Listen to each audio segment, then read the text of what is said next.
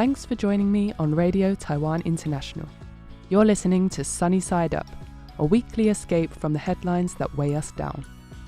I'm Eloise Phillips, and in a world flooded with negative news cycles, I'm here every Tuesday to shine a light on the quiet heroes, the breakthroughs, and the everyday wins happening right now, across the globe and in our own backyards. From innovative communities in Taiwan to heartwarming news abroad, I'll share stories that remind us hope still exists. Join me for positive news reports, guests' personal highlights from their week, and special features with local changemakers. Tune in, lift up, and let's spread the good vibes together.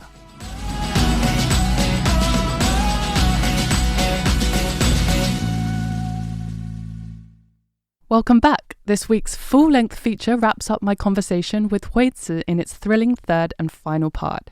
We dive into her journey to Poland, preserving Easter caroling traditions, the power of reviving cultural heritage, as well as a special live violin performance.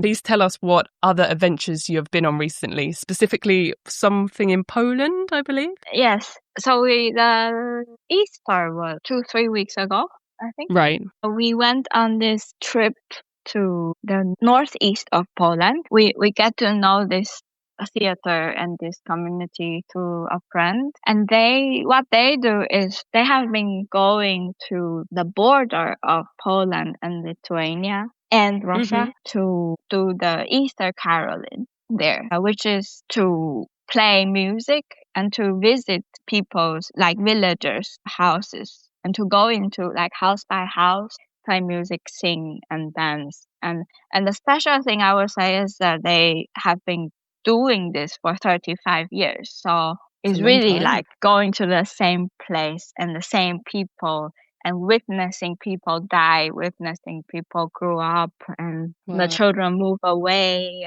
and the songs are the same. Or there are always new songs, but there are songs where the villagers know and sing along. And then on the Monday, we do like a gathering. I think that is a tradition from that place as well, like gathering of all the villagers. And we did a performance, the pieces that everyone bring, and we put them together and we perform it to the villagers in one of the barn. Yes. Wait, so this is with the theatre in Sweden? You all went, or was this just you and Simon? Or this is a theatre this is not the same theatre we live in. They are friends, but this is the Vulgarity Theatre in Poland. Right. Okay. And so how did you even get into this, and how long did you end up staying? We were there so we first went to their theater and we worked together for around 5 days, I think,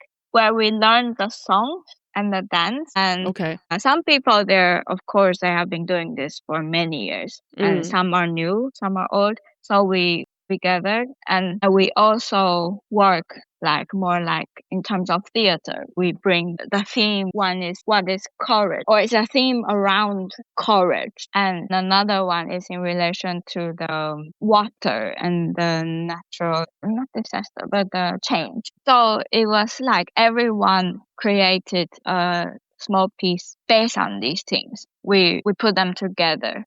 We collaborate, but also separately. It's a bit like everyone have a song and we each present this piece. I see. Okay.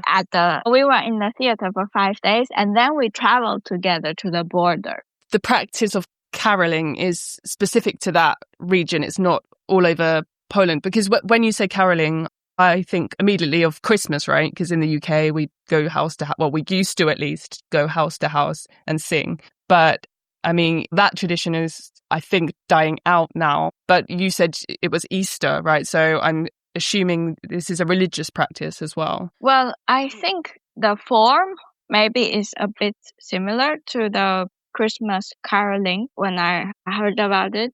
But I think the caroling that this theater has been kind of reviving was pagan tradition. So it's actually not really Christianity. But I mean, there is a reason why is it also on Easter. So the Easter caroling is only in this region in Poland. And then they have most of Poland has caroling season in, I think, the end of February, more towards the end of winter. Okay. So it's also a different time than Christmas. And that one I was also a part of a Polish friend's village in beginning of March. Mhm.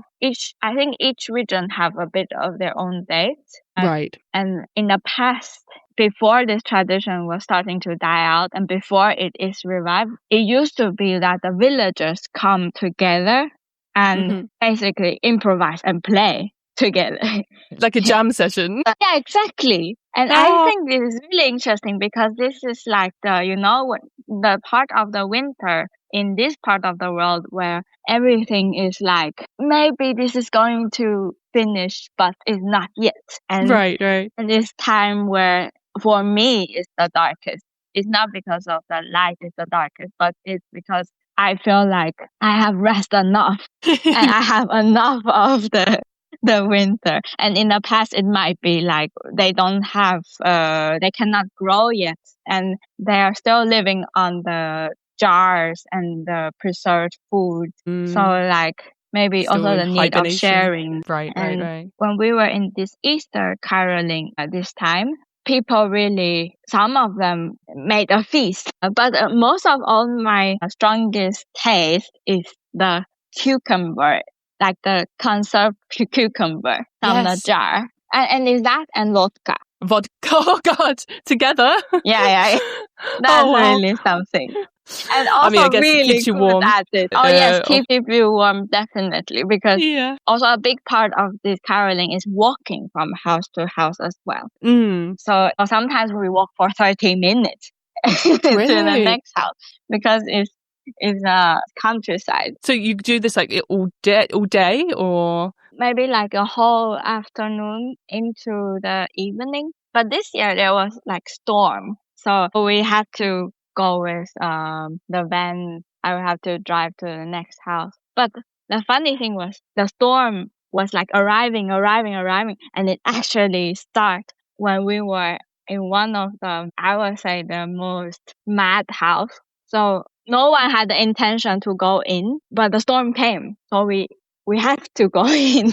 and it was in this house, it was like a man who are like, I think he is health aware, but he is definitely really drunk. And and was like want to dance with all the women. And it was like, I think for some of the people we do caroling with, they are used to it or like they have strategy around it. But it was interesting that we got like the storm want us to be there. But in some ways, I also feel like it's one of the house that really needed this. Oh, so it was fate that brought you there. Why is preserving this tradition so important for that community's future? Are there a mix of ages still involved, or is it more like the elderly, or are young people also enthusiastic about this, or is anything changing about caroling today to appeal to younger generations in order to preserve it? I would say from how I feel, I'm not so deep into this yet, but I get to know this tradition through people around theater, like the theater people in Poland. And these people, they have been like as I say, they do this for 35 years, but 35 years ago, like when they started, they were collecting songs from old people. And they were probably younger. And then also there's like people in my age that kind of fall in love also with the revival of this caroling, even though people live in such different ways than when this tradition was probably born. Right. For me, the interesting thing is, so there are all these young people that come to the village where maybe one of the friends is from, and also people from Warsaw, young people from Warsaw that come, and we do this together in the village where mainly old people stay. nowadays, Mm-hmm. where the young people has moved away for work, Yeah. for education. And then I remember in this February one, I just see like old people like opening the door or by the window, like saying like what the fuck is happening? And then this group of young people that like singing the song that they learned from the archival material that is from this village. And we were playing and want to dance together. And it's this image that we want to remember. I feel like it's like we're a generation lost, but we want to have a ground to stand also. And maybe in the old time, maybe you remember this. And so I think it's really touching in that way, that even though people are traveling everywhere and gathering for different reasons, but the need is still there. The need of playing together. I think that's the fundamental thing, like of drinking and playing and being playful and music and so in that connecting sense, with I people. think, yeah, exactly. To not be alone when it's the darkest part of the winter. Yeah, it reminds me even of traditions here in Taiwan as well, like with the indigenous communities, because we both used to live in Taidong, right, where there's the most diversity of indigenous peoples. And there are youth groups there that are also reviving traditional songs from the tribes, like especially the polyphonic, which is the Amis style and things like that. And you see just how touched the elders are when they perform them back to them.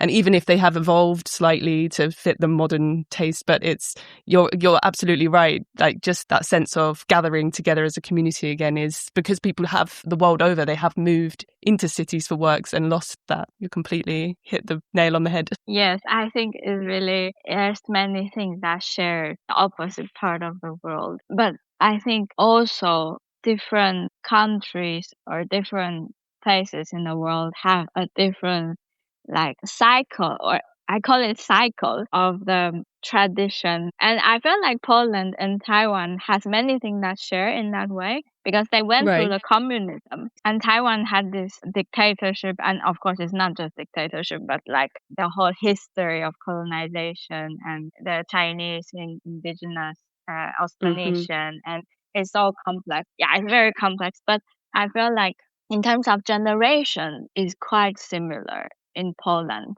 Like the old people still remember something and the young people is trying, or like, yeah, I don't know how to explain, but there's like this one generation maybe that kind of lost everything. And then there's a grandparents generation that still remember. And then the kids today, or like my generation, that so there is still a pattern to follow. While I feel like in Sweden is a different story. I feel like it's much harder, at least in this part of Sweden, to see that pattern even. Why so? I think it's about the process of modernization and many things. Like I think it's a bit like a wave, I think.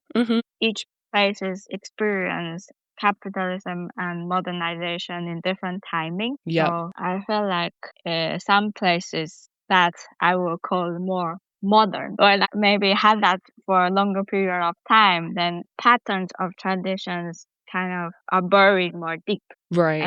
And it's there, but is really different. No, I know what you mean. I think Britain, UK is also an example of that. I mean, obviously we have a whole history of colonization and everything else. But yeah, if you ask today what actually is British culture, people ask me that and I don't know how to answer because, well, we've just stolen so many things from other places. Yes, I think that's the opposite of privilege. Because it's easier to think like it's a privilege to be born in a society where we have many like rather rich economically. But I think that comes with a cost often. Like it often comes with a cost that culture or rituals are poor. It's harder, it's extra effort almost to dig it out. And then when it's dig out, like what do we do with this? Then we have to invent all the time. And that can be creative, but also exhausting, I think. It just speeds everything people up. Need to invent. Yeah,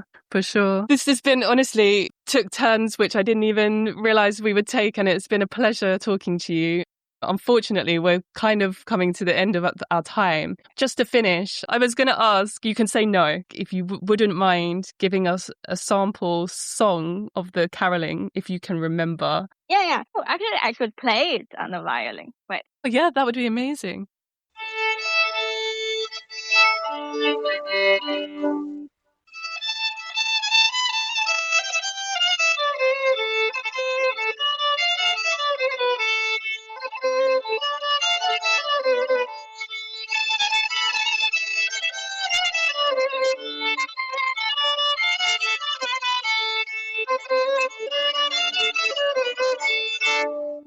That was lovely. Thank you so much for sharing. It was really, really touching. Thank you. So my final question is just, with all of these exciting things happening, like looking ahead, what's next for you? Is there any projects in the works, or is it just up in the air for now? Yes, we are have a really cool summer. But me and Simon, my partner, is creating a new performance that will have its first shape or it already have a small shape, baby. But in the end of June, there will be a festival in this theater that we are living, and we will make a performance there. Amazing. And of course, also we are waiting for the spring onions and kale to to grow, to invite Harvest. people, and yes, a harvest festival. Yes. Well, yeah, and I hope you find some more gems dumpster diving as well. And will you be coming back to Taiwan anytime soon? We miss you. I think probably the next Lunar New Year. Yeah, my mom really wants me to be back. Oh, I'm sure, yeah. She has been saying, "You're coming this New Year, right?" No, we were saying about the next one. Oh, so then bless her. I think the next one. Yes, it's time. Thanks to Hui Tsyr for sharing her experience, a reminder of all the cool things which people can get involved in and all the things which are happening if we just look for and connect with the right communities. Thank you very much. Thank you. Bye.